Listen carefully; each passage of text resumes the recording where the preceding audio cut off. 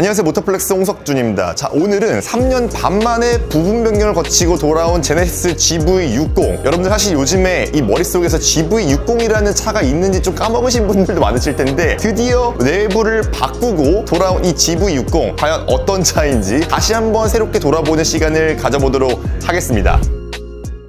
외모 먼저 살짝 돌아봐야 될 것 같아요. 이 차가 나온 지 벌써 3년 반이나 지났는데 외모가 아직도 좀 눈에 안 익으신 분들이 있으실 거예요. 제네시스가 추구하는 우아한 역동성, 이거를 기조로 만들었습니다. 전반적인 실루엣은 되게 쿠페형 SUV를 닮아있는 모습이에요. 그래서 둥글둥글한 이미지를 많이 가져가고 있는데, 이 안쪽에 있는 디테일 요소들은 제네시스의 그 두 줄 라인을 그대로 넣어놓은 걸 확인할 수 있습니다. 그래서 이번에 부분 변경을 거치면서는 그 두 줄 라인을 조금 더 선명하게 하는데 중점을 두고 바뀌었거든요. 그래서 바뀐 부분을 좀 살펴보자면은, 가장 먼저 색깔이 눈에 띄죠. 토롬소 그린이라고 하는 색깔인데 어디서 많이 본 색깔 같죠? 아마 북유럽에 그 오로라 보러 갔다 오신 분들은 좀 체감이 되실 텐데, 그 오로라 색깔을 떠올리시면은 지금 이 차의 색깔과 비슷하다는 거예요. 그래서 안에 펄감도 진짜 어마어마하게 반짝반짝거리고 그런 오로라의 반짝거림을 잘 표현하고 있는 것 같아요. 자, 그리고 두 번째로는 이 MLA 램프가 지금 여기에도 추가가 된 건데, 예전에는 커다란 공원이 빵빵 들어가 있어가지고 그 두 줄 이미지가 그렇게 크지 않았거든요. 근데 이번에는 이렇게 MLA 라이트가 촘촘촘촘 들어가가지고 조금 더 선명해진 두 줄 램프 이미지를 만들어주는 거를 확인할 수가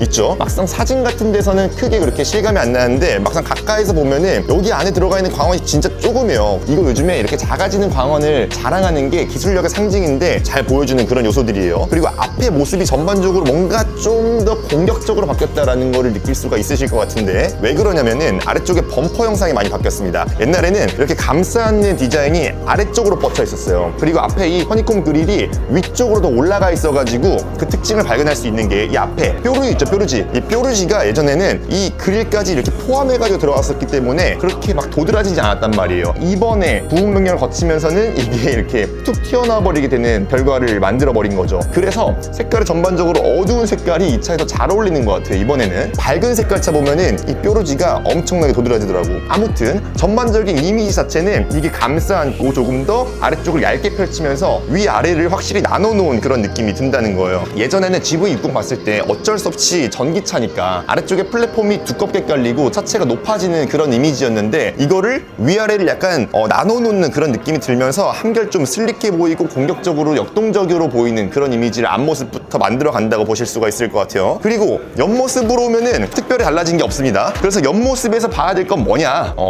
휠이죠, 휠. 전반적으로 번개 모양 이런 부분까지도 그냥 옛날과 똑같이 들어가는데 휠 디자인만 바뀌었다는 거죠. 휠 디자인 간단하게 살펴보면은 예전보다 조금 더 되게 슬릭해 보여요. 그러니까 시각적으로 보이는 부분은 이 다이아몬드 커팅해 놓은 이런 반짝반짝이는 부분들만이잖아요. 근데 전기차 시대로 오면서 어땠어요? 이게 많이 뚫려 있으면은 안쪽에 이 브레이크 캘리퍼가 보이는 만큼 공력적으로는 손해란 말이에요. 그래서 시각적으로는 다이아몬드 커팅 반짝이는 부분을 두고 안쪽에는 어둡게 처리해가지고 더 날렵해 보이는 이미지를 만든다. 전반적인 형상으로는 옛날에 G90에서, 그러니까 제네시스의 플래그십 세단에서 보여줬던 그런 형상들을 좀 닮아있는 걸 볼 수 있습니다. 브랜드 전반적인 디자인 언어를 지금 이런 부분에서도 가져간다는 면이 딱 눈에 보인다는 거 되게 좋은 부분이고요. 그리고 뒷모습에서도 달라진 부분을 발견하기가 쉽지 않죠. 어떤 부분이 달라졌는지 딱 꼽자면은 범퍼 하단만 보시면 됩니다. 전반적으로 다 똑같아. 근데 범퍼 하단을 약간 깔끔하게 처리를 해놓은 걸 볼 수가 있어요. 예전에는 뭔가 조금 더 화려한 이미지들이 들어갔었는데, 이번에는 아래쪽에 그냥 약간 투톤을 덧대가지고 조금 더 시각적으로 스포티해 보이는 그런 이미지만 더했다고 보시면 되겠네요. 부분 변경은 이 정도 변경점이 딱 모름지기 좋은 변경이죠. 근데 진짜 변화는 실내부터 시작하니까 이제부터 눈 크게 뜨고 보시면 됩니다.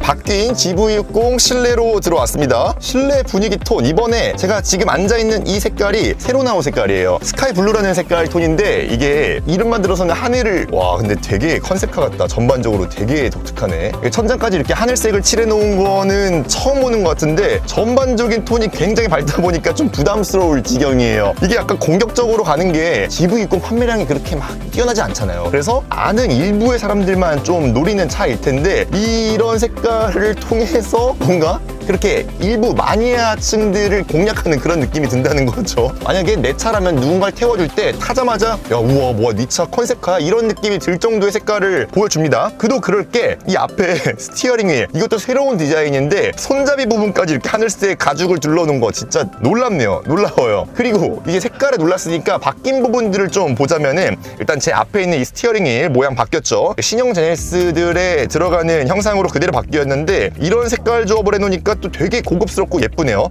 시그니처 디자인을 넣었을 때 바뀌는 부분이기도 한데 이 앞쪽에 혼 커버까지 가죽을 덧대놔가지고 상당히 고급스러운 그런 느낌들을 고스란히 가져갑니다. 그리고 다른 디자인 요소들은 일단 여기 대시보드를 기준으로 상단과 하단을 좀 나눌 수 있을 것 같아요. 아랫부분은 예전의 디자인을 고스란히 똑같이 가져가는 부분이고 이 위쪽 부분이 이제 완전히 새로운 디자인을 적용을 했는데 그 이유로 꼽히는 게 앞에 하나로 합쳐진 이 디스플레이 때문이겠죠. 예전에도 디자인 자체는 비슷했어요. 제네시스들이 전반적으로 똑같이 가져가는 변화 중에 하나 단일 디스플레이로는 가장 큰 사이즈의 디스플레이를 넣어놨다. 27인치 크기의 디스플레이인데 계기판과 인포테인먼트 디스플레이가 하나로 합쳐져 있습니다. 그래서 심리스예요. 중간에 뭐 나뉘는 부분이 없는데 이게 시각적으로 만족감을 엄청나게 끌어올리는 요소인데 미래의 느낌을 한결 더 강조하는 그런 분위기를 느끼게 해줘요. 이런 색깔 조합과 보니까 그런 느낌들이 훨씬 더 강조가 되네요. 그러면서 이 위쪽 대시보드 디자인이 그런 분위기는 유지하려고 했는데 이런 박음질 요소들이 약간 더 뒤로 물러난 것들 그런 점들만 약간 달라진 부분들입니다. 그리고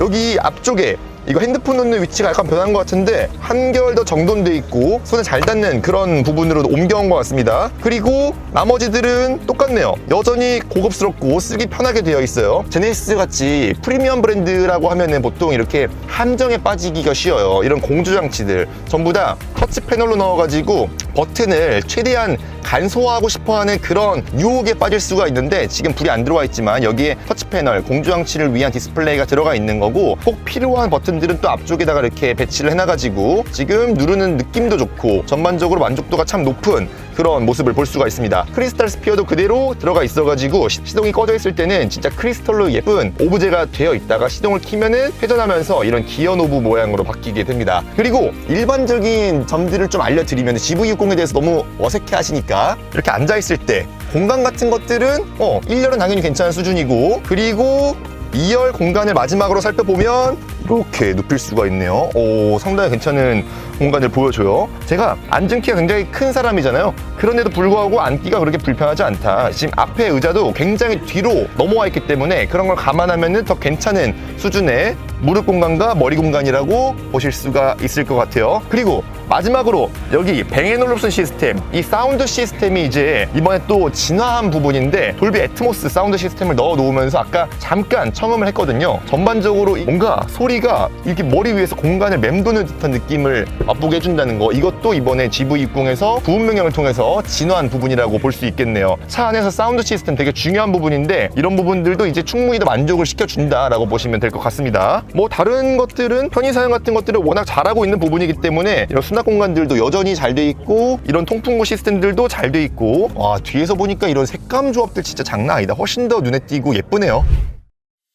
자, 그리고 마지막으로 이 차의 파워트레인 설명을 좀 드리자면은 여기에 들어가 있는 파워트레인 구성은 이전과 완전히 동일합니다. 그러니까 모터가 3가지 종류가 들어가 있는데 가장 스탠다드 버전은 후륜 구동 버전이에요. 그래서 228마력을 발휘하는 구성이 가장 기본적인 거고 그리고 이 위로는 4륜 구동 2가지가 있는데 하나는 스탠다드 버전 그리고 하나는 성능형 버전이 있습니다. 스탠다드 버전 같은 경우에는 318마력이라는 꽤 괜찮은 출력을 발휘해주고요. 고성능 버전 같은 경우에는 489마력을 발휘해서 좀 임팩트가 있다 라는 정도의 성능을 보여주게 됩니다. 예전과 똑같은 수준인데 여기까지는 괜찮아. 근데 이번에 부분 변경을 통해서 더 진화한 부분이 한 가지가 있어요. 배터리인데 배터리는 국산 배터리를 사용해요. SK온에서 만드는 84kWh 용량의 배터리를 넣어요. 이거는 근데 용량 자체가 6.6kWh가 늘어났기 때문에 주행거리 측면에서는 발전이 있었습니다. 가장 기본형 버전 같은 경우에는 481km까지 주행 가는 거리가 늘어났는데 이게 이전 대비 30km가 늘어난 수치라서 전반적으로 전반적으로 만족도가 좀 크게 올라갈 것 같아요. 제가 요즘 많이 말씀드리죠. 전기차가 400km가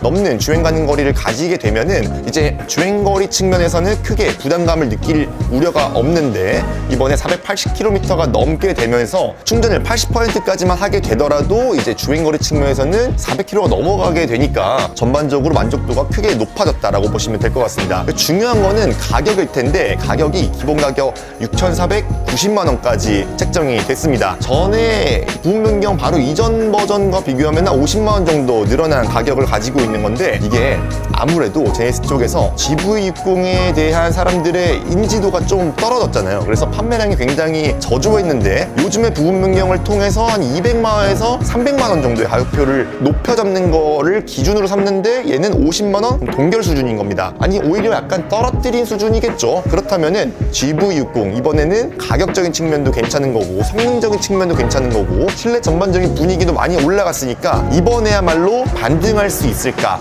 약간 기대가 되는 측면이 있네요. 여러분들은 이번 영상 어떻게 보셨는지 궁금하고요. 혹시 더 궁금하신 점들이 있다면 댓글 남겨주시면 좋겠고, 저희는 또 다음 영상에서 찾아뵙겠습니다. 감사합니다.